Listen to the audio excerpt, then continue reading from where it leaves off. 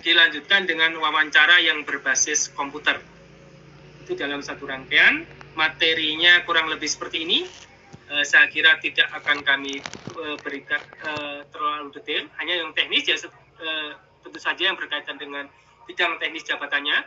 Sedangkan pada kompetensi manajerial itu akan terkait dengan pengetahuan, keterampilan, dan sikap perilaku dalam berorganisasi yang dapat diamati, diukur, dan dikembangkan terkait dengan integritas, kerjasama, komunikasi, orientasi pada hasil, pelayanan publik, pengembangan diri dan orang lain, mengelola perubahan, pengambilan keputusan.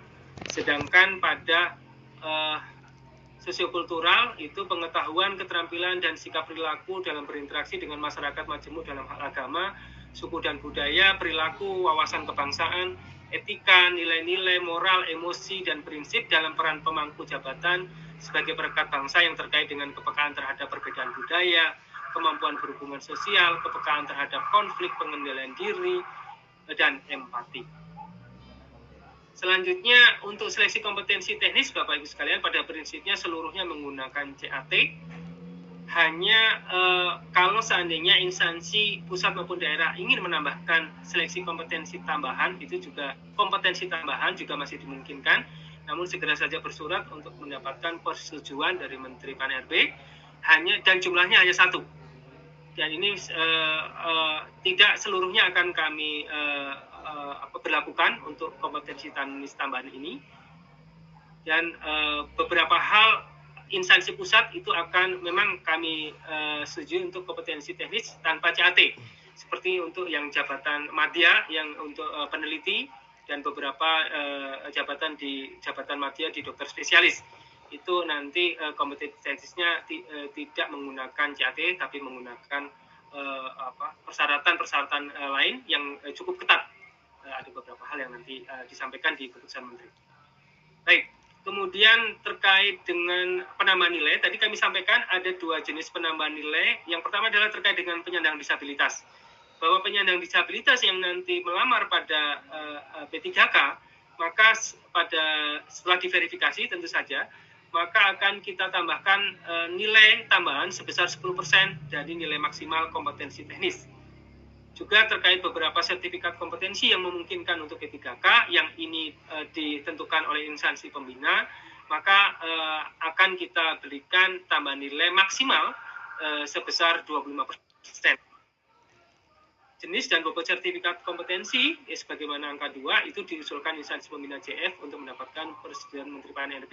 Dan alhamdulillah nanti di bagian akhir juga akan kami sampaikan terkait dengan keputusan Menteri Pan-RB untuk jabatan mana saja yang melakukan sertifikasi kompetensi tersebut. Selanjutnya Bapak Ibu sekalian, bahwa penambahan nilai tersebut paling maksimum adalah 100%.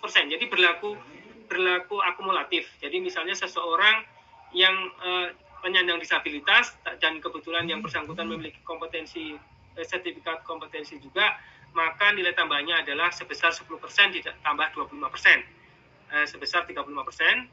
Kemudian misalnya yang bersangkutan mendapatkan nilai 80% dari nilai maksimum, maka yang akan didapatkan yang bersangkutan bukannya 80 ditambah 25 ditambah 10 atau 115, tapi maksimum adalah 100%. Gitu. Jadi maksimumnya tetap 100%. Itu yang kita sebut dengan bahwa nilai tambahan secara kumulatif tidak dapat melebihi 100% dari total nilai seleksi kompetensi teknisnya. Baik, selanjutnya seleksi wawancara, Bapak Ibu sekalian, bahwa sesuai dengan PP yang ada, seleksi wawancara dilakukan dengan mempertimbangkan integritas dan moralitas itu akan dilaksanakan dengan metode CAT. Jadi nanti begitu selesai yang seleksi kompetensi teknis, langsung 10 menit kemudian dilakukan dengan wawancara yang berbasis CAT. Kemudian selain itu Bapak Ibu sekalian, masa sanggah juga kita berlakukan untuk P3K sebanyak 2 kali, yakni setelah pengumuman hasil seleksi administrasi, ini sama 3 hari, kemudian nanti harus menjawab 7 hari, instansinya ini masih kurang, ada beberapa yang belum tertulis. Kemudian juga pada nanti selesai hasil akhir seleksi, juga nanti diajukan sanggahan 3 hari oleh pelamar, kemudian dijawab oleh instansi selama 7 hari. Kemudian pengisian formasi kosong pada prinsipnya mirip, tapi hanya tidak ada pengisian di formasi khusus ke formasi umum dan sebaliknya, ya, karena di P3K kita tidak membagikan formasi tersebut seperti itu.